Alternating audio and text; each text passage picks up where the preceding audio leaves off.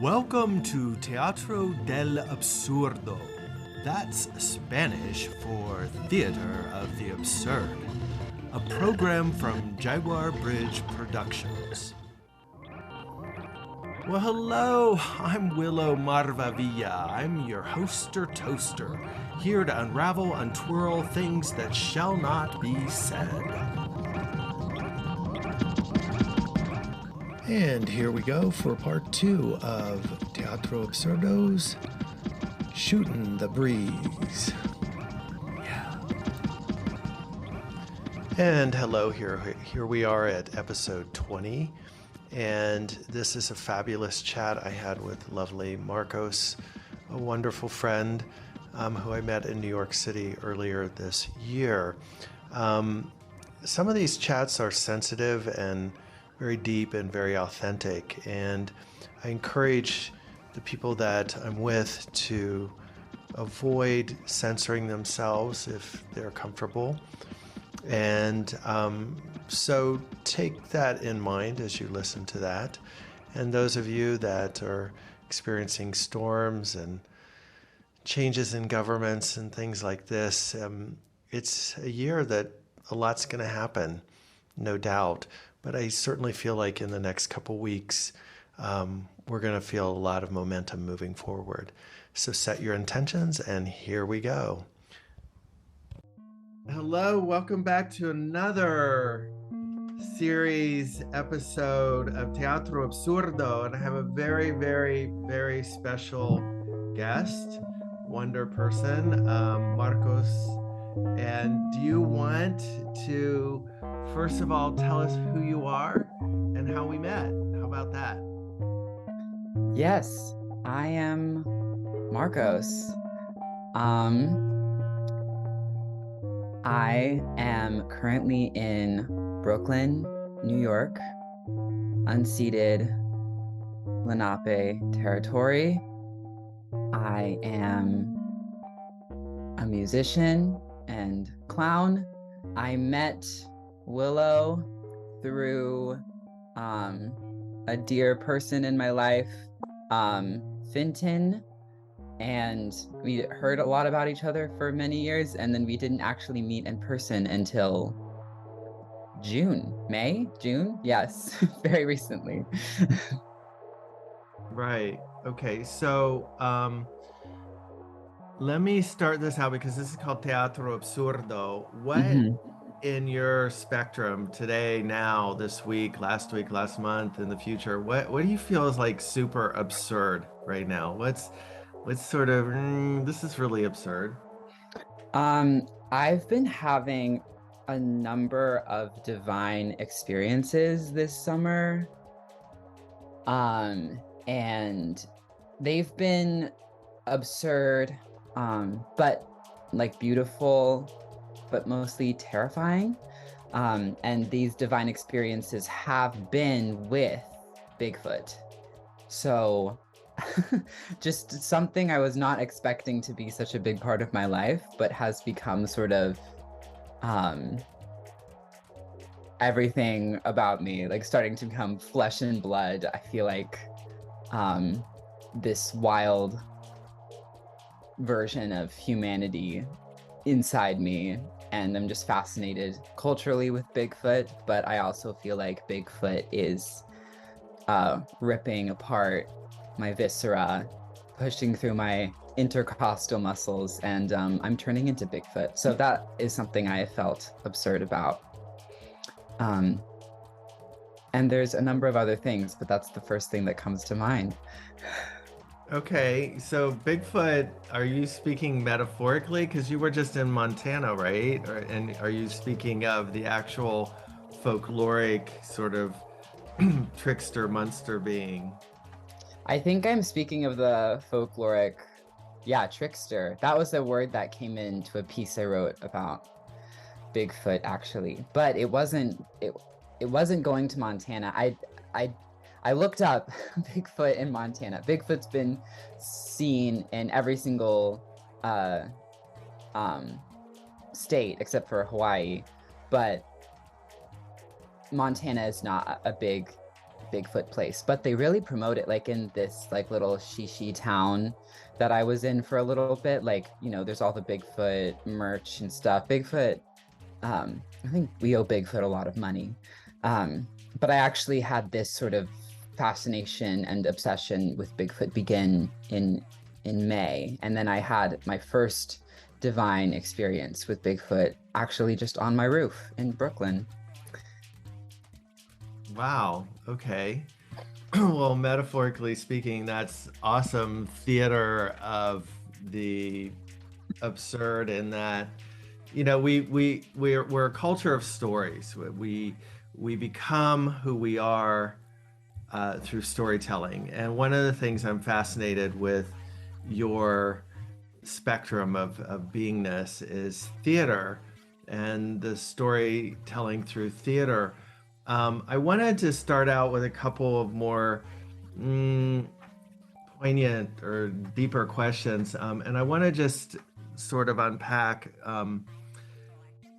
theatrical expressions through theater in the energy field of the Latinx community and culture. And years ago, I was exposed to campesino theater. Mm-hmm. Some friends of mine were doing that in North Carolina in the tobacco fields. And it's an expression where people just, you know, DIY, just go into field, shine their headlights, and people act out stories that teach the community different things. Um, in that, in the theatrical aspect, how do you think Latinx people are seen in theater, seen through theatrical stories? And what can we do better or differently? Anything on that?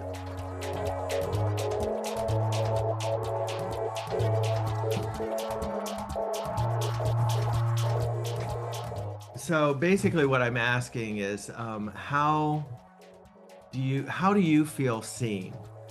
You know, as a Latinx person, and may I speak to you have background from Colombia, no?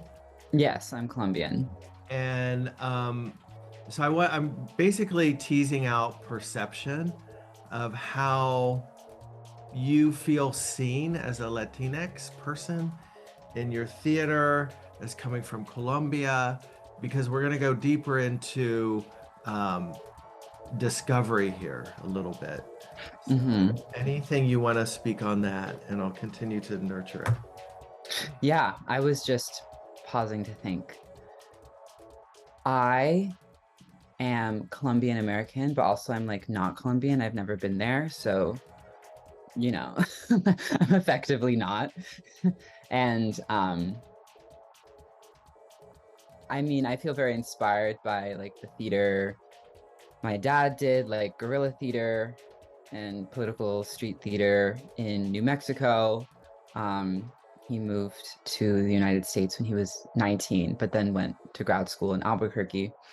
Um, and that has been guiding for me just in terms of what I'm interested in. I am gravitated towards practices of theater, I think, and um, yeah, ways of exploring the medium um, over leading with sort of identity, um, because I'm effectively just a white American and I have my passions and like the there's many different culture granules and mosaics in which I grew up, which were Colombian, but also Mexican, because I grew up in California and Colorado, and also just like American and like all of like the privilege of being like growing up pretty comfortably. Um, in terms of um like financially and in the towns I was in and things like that. But I am fascinated by Teatro Campesino, um, and other stuff connected to that, specifically in California, Mime Troupe of San Francisco. I'm a musician, And my favorite artists ever have been Mexican artists or artists who have like made their way in Mexico, specifically like Lila Downs and Chavela Vargas.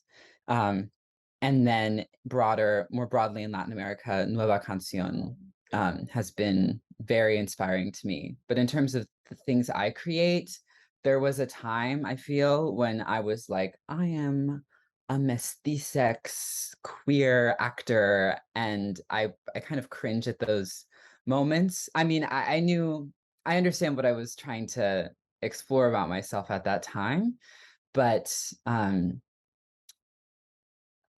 I wanted to know about my identity, and I wanted to find other people, and I wanted to feel like I had something to say because of my identity.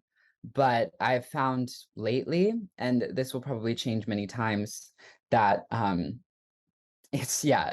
really just can't be um identity forward, because it can just fall, especially in like commercial New York theater, into like identity politics crap. And I'm like really not into that, and the sort of liberalism of commercial theater that covets identity in kind of a twisted way.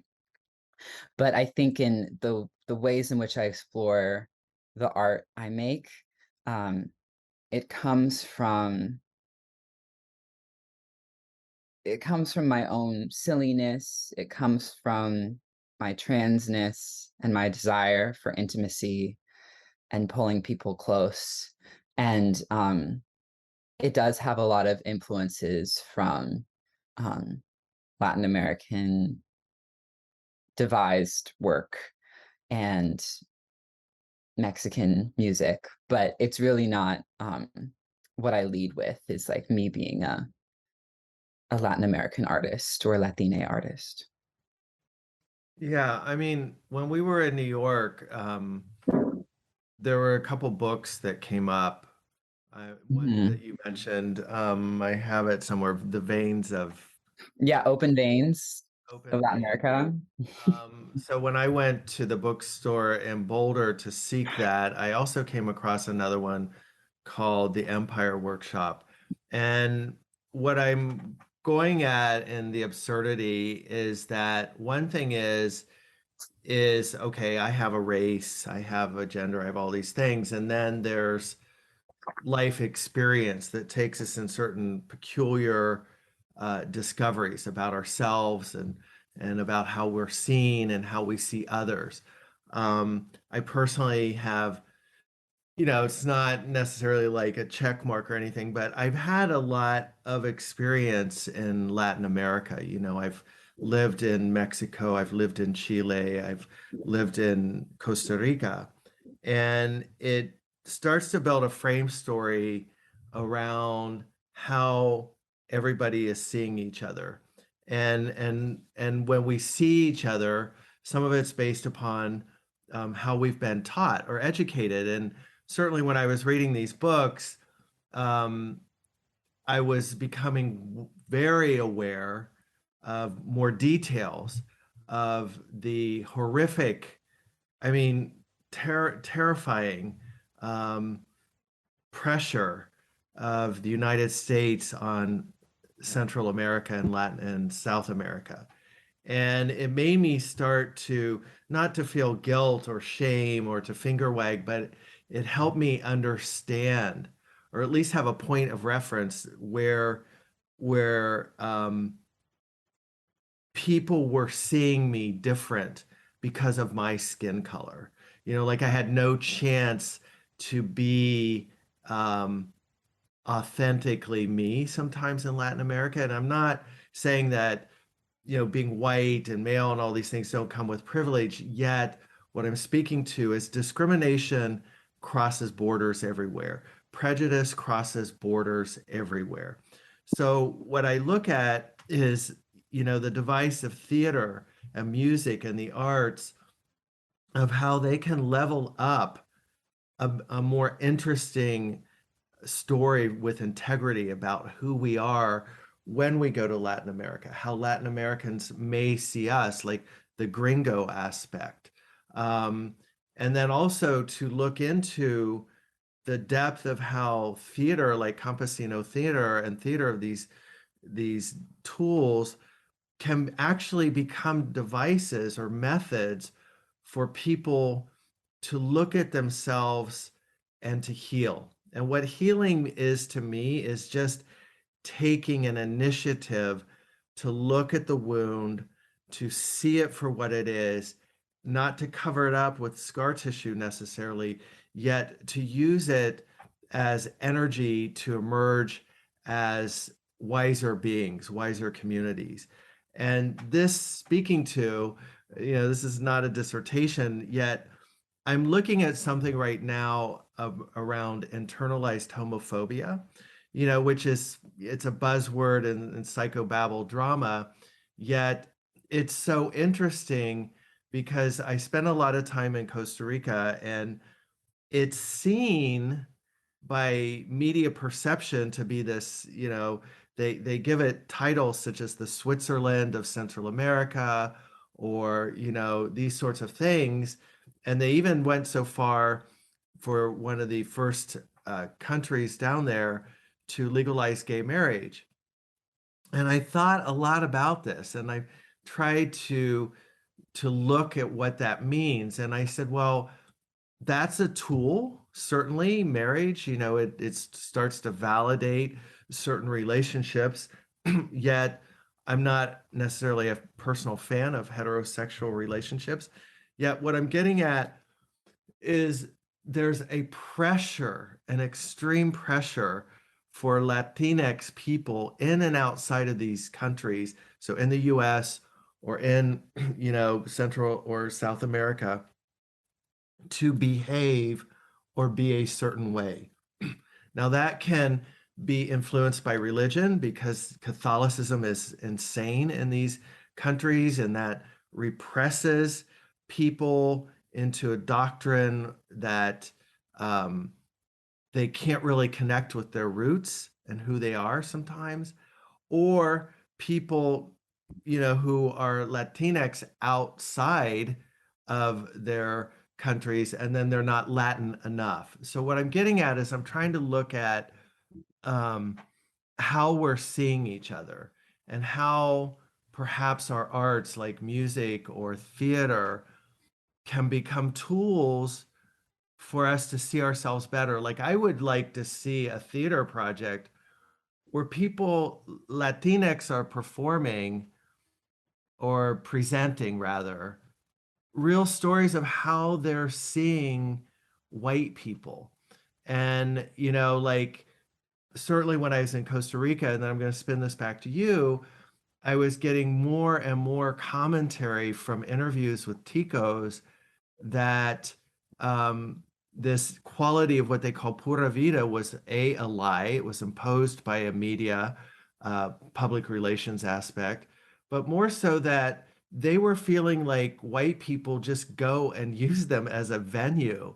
They don't try to engage with the people or anything like this. And they didn't speak it like mean. They were just, stop for a minute. This is how we see you. You come here, you host your events, you don't engage with us, you don't ask who we are, you don't ask who we need, you don't offer the tools like yoga and conflict resolution and all these things to us. So anything in this soup I just stirred for you, do you want to call in response on that?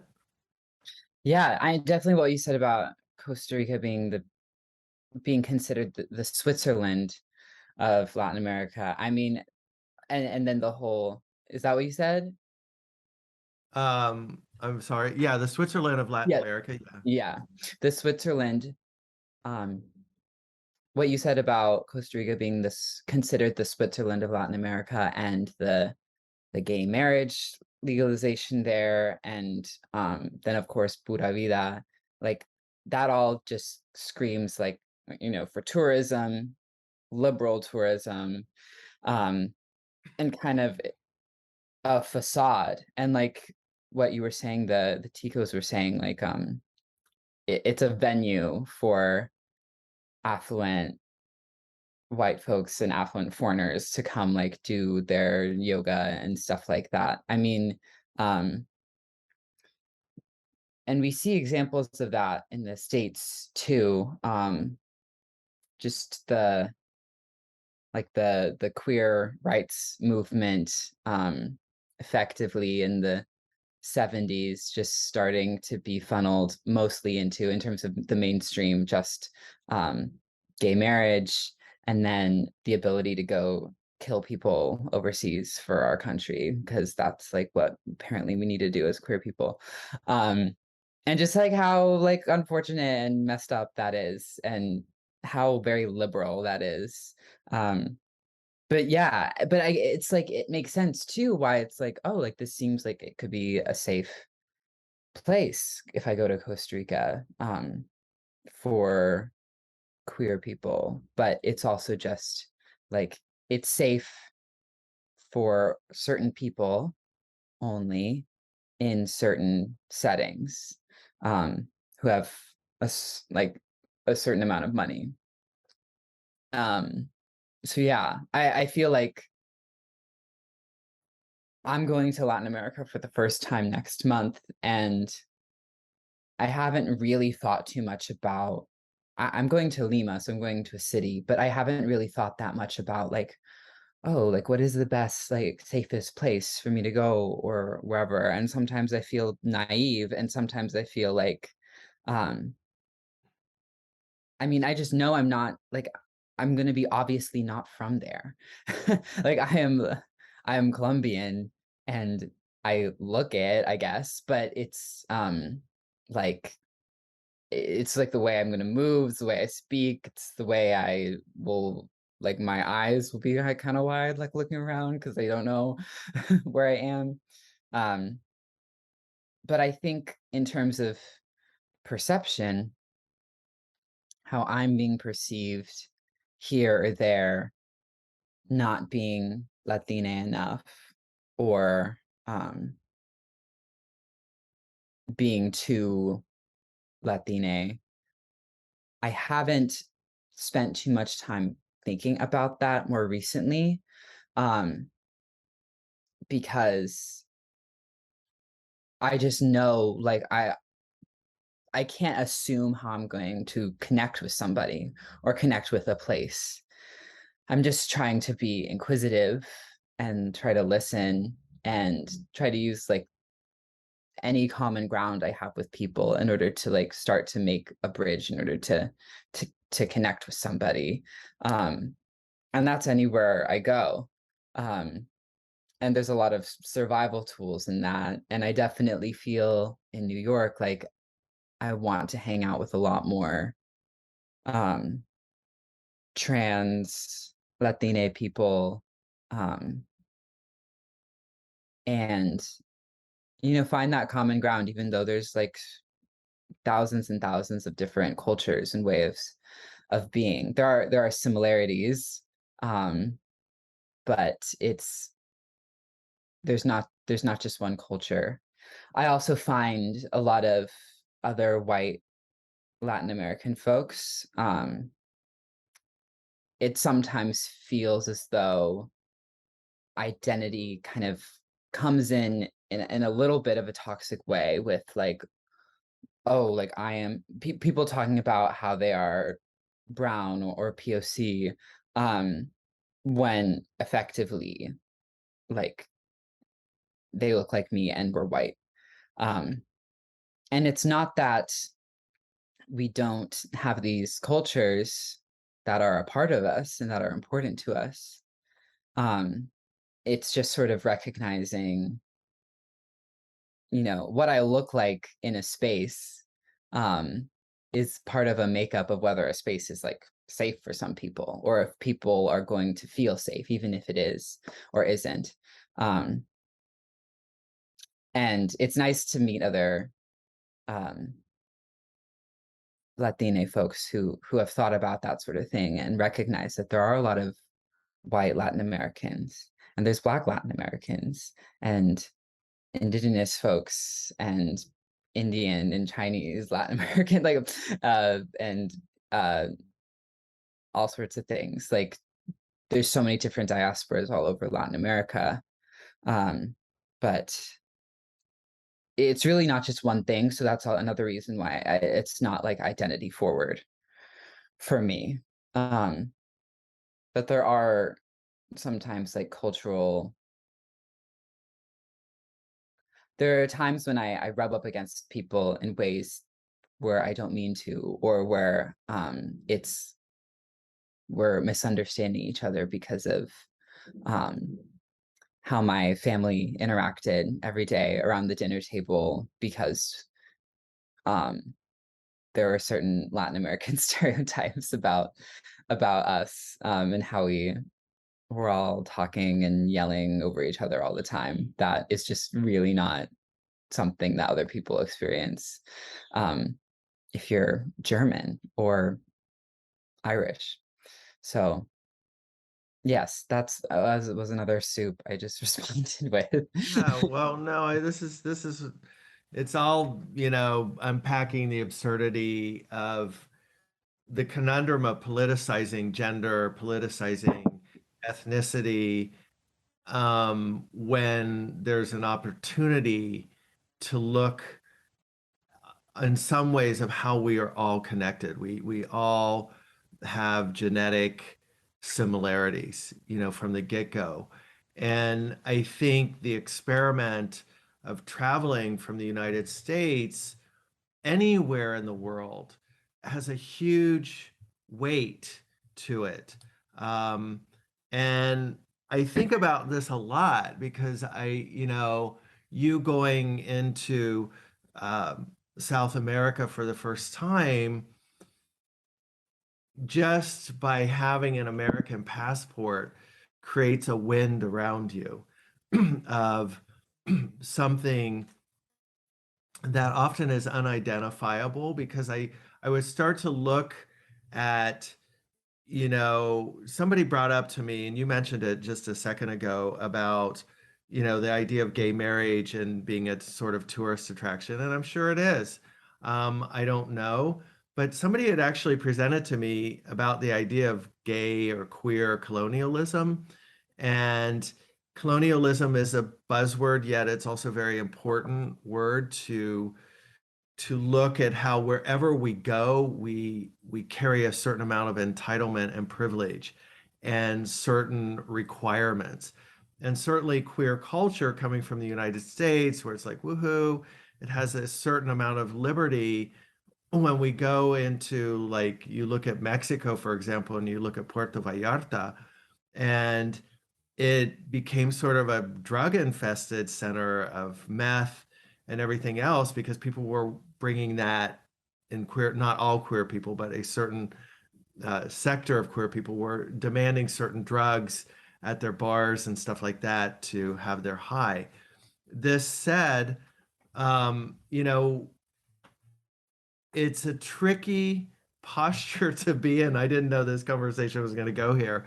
We're going to have to wind this up in about a few minutes, but um, is that when we go into these places, it's like being in the USA and being in New Mexico. I mean, there's a tremendous amount of unresolved behaviors on a lot of levels. I mean, certainly in Latin America, in reading these books and replenishing my mind, I was like, well, when a grandparent lives, say from 1930, 1940, 1950, 1960, which the 60s and the 70s in Latin America became very, very brutal dictators, and they became a sort of faux battleground left over from, the failures of Vietnam.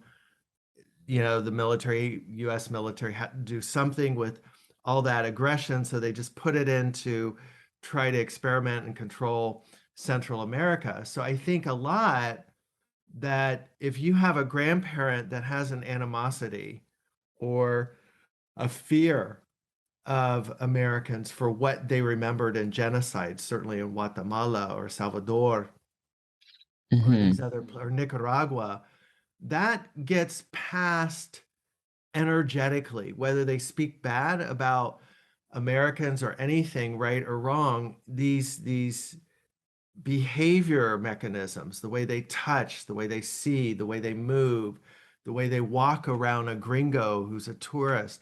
These because they transparent, they begin to spread into their children. And then these get packed. And I had a very dear friend of mine from Uruguay, and he was expressing a lot about this packed rage, that just keeps getting put down. Oh, we're supposed to be Puerto Vita. We're supposed to be the Switzerland of Latin America. Mexico is supposed to be this, really cool Tulum hippie yoga place for North Americans to come. And yet there's really a lack of interconnectivity. And I think that's where the resentment starts to fester. It starts to rumble, and then it looks for opportunities to come out.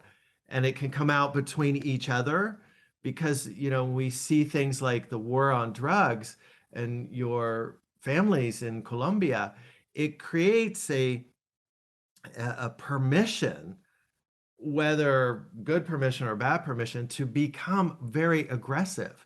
Like our only way out of the shackles and chains of militarism is to hyper machismo. And so I want to just unpack. Do you have any thoughts about machismo? I don't know, we can just go there. Um, yeah, I mean, my father's dad is very abusive. Um, and a lot of that violence and also harm that he's effectively kind of done to himself has come from, the idea of being a man, or actually, and also just like disgust with anything queer. Um, like he has colon cancer and he's gonna die from it because he like thought getting his prostate checked was gay, like shit like that. Like, but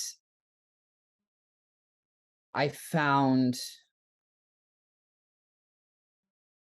I didn't find my own father to be someone who was very,